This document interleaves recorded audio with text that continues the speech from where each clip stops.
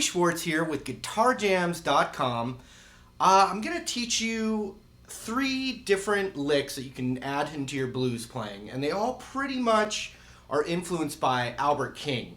And if you're a blues aficionado, you know Albert King already, but if you're, another type of person that's just playing a bunch of different styles and trying to get into guitar, Albert King was one of the primary influences on Stevie Ray Vaughan. So when you're kind of learning these licks, they're kind of like Stevie Ray Vaughan licks, but yet he was heavily influenced by Albert King, and that's kind of where a lot of that Stevie Ray stuff came from. But then Albert King learned it from another guy, and then that guy learned it from another guy. It's a language, that passes on. But anyway, I'm going to show you some pretty cool licks. I think you can, really use them. They're tasty. And then also, just let you guys know, I've got a bunch of free apps. You can click the link below. There's a tuner, there's a blues series of lessons, a bunch of really cool stuff. And also leave a link for some free blues lessons below too. So you can check all that stuff out. But in the meantime, I'm going to show you these 3 tasty little morsels. All right, here we go. Okay, so I was playing just a jam track in D.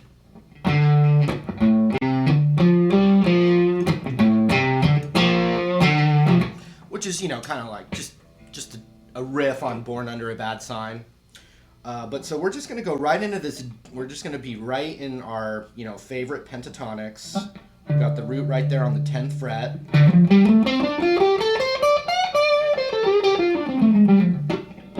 All that stuff. So we're kind of in that box, and then we're in the next position above, really just these 2. So we've got the 15 and the 13 on the high E, and then that same thing on the B.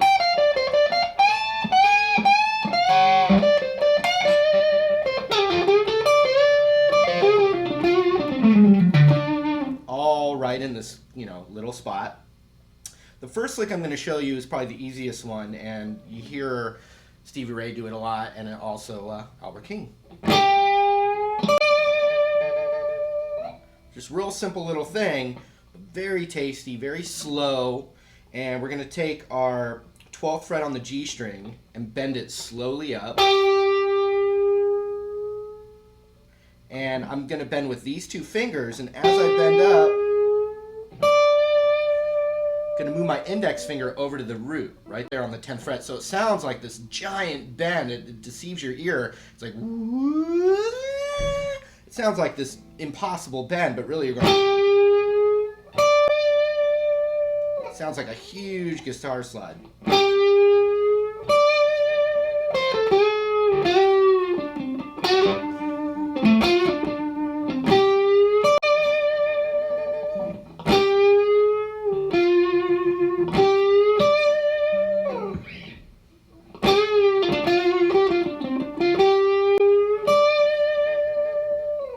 Alright, so that's the first lick.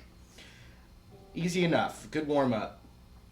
The next one we're going to do right here on the B bend. So I'm going to bend the 13th fret on the B string with my ring finger and my middle finger and even my index finger to just be really accurate with that bend.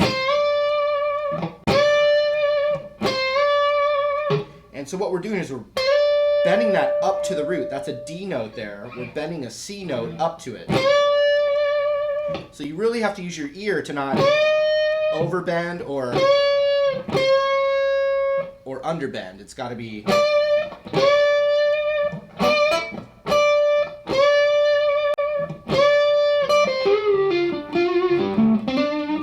So here's the lick.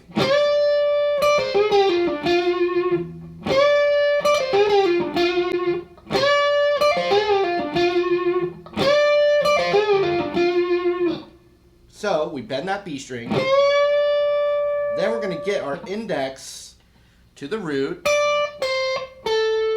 and we go down the blues scale, or the pentatonic. We're going to get our ring finger to the 12th fret of the G, and you can bend it with one pick, or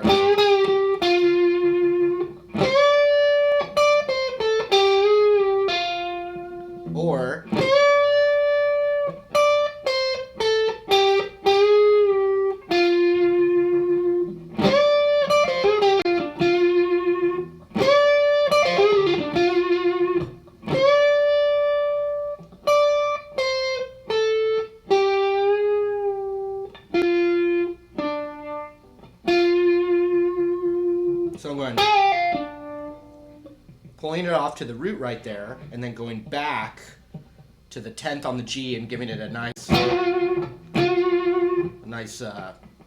you know, a nice shake. And I'm definitely using kind of the weight of the guitar and my hand to shake it, even though it looks like just my hand shaking. If you're working on your vibrato, you can just literally just try and shake the guitar neck a bit, and you'll start to feel it. And eventually, you'll start to feel the balance off of your hand. At least that's how I did it. Okay. That's the lick. I'll do it 2 times regular and then 2 times super slow.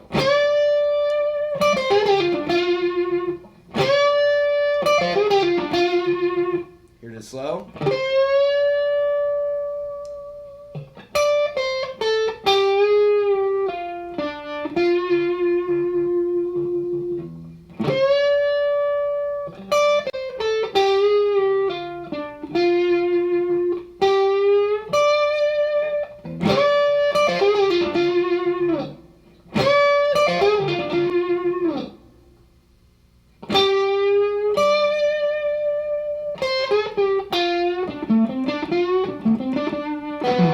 All right, the last thing that, that is a big part of Albert King and Stevie Ray Vaughan is this kind of, you know,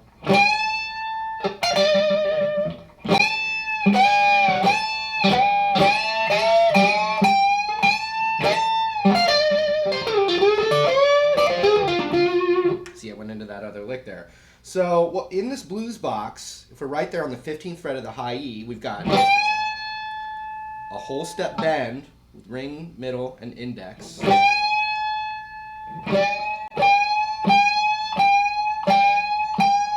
And so when you're bending it up here, that's the next note in the scale. But then the tasty thing is you have a blues note right here, that flat 5.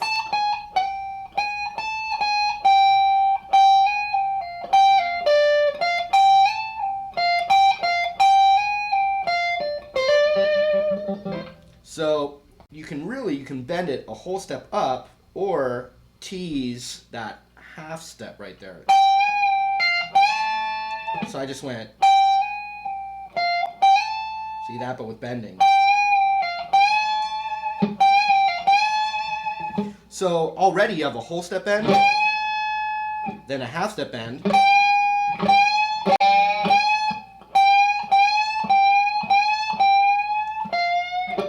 you know, lots of stuff right there. There's a real hard attack from the 13 of the high E to the 15 on the B, which is the root. And I'm going down and then up. So you've got this bend. I'm down picking.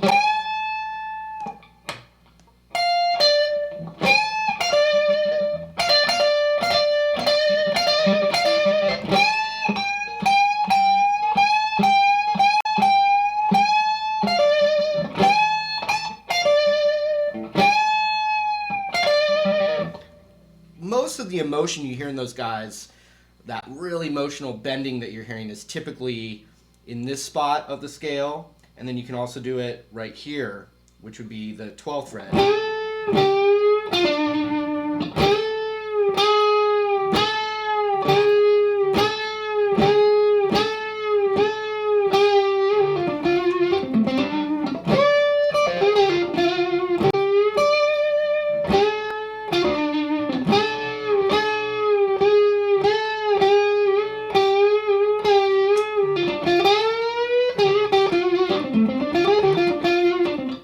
So when you're on that G string bend, you can even bend it super. I mean, you can bend it as a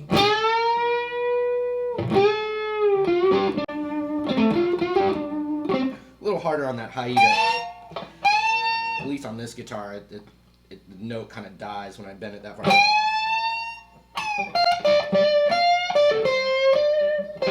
Okay, but there's a couple other things in that bend.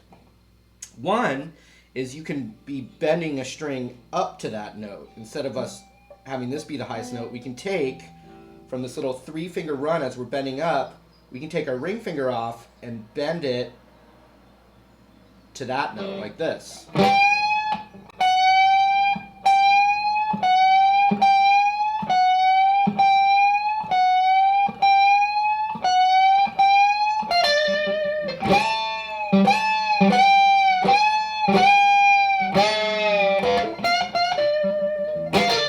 See that?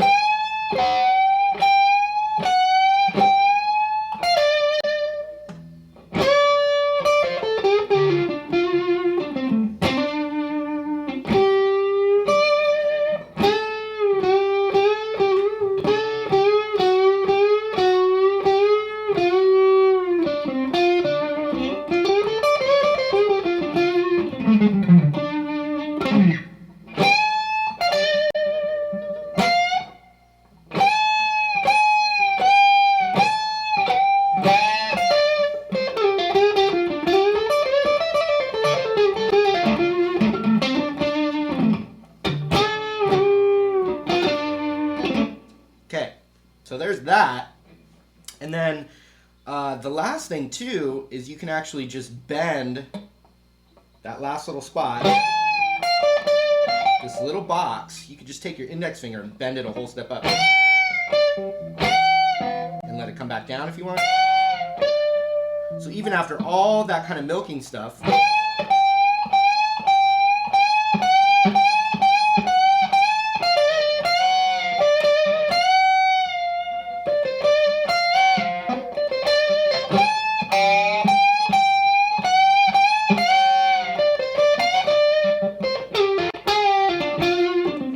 when you're in this little box, if you can get your ring finger to the 14th of the G, that's where I'm sliding into my master position here.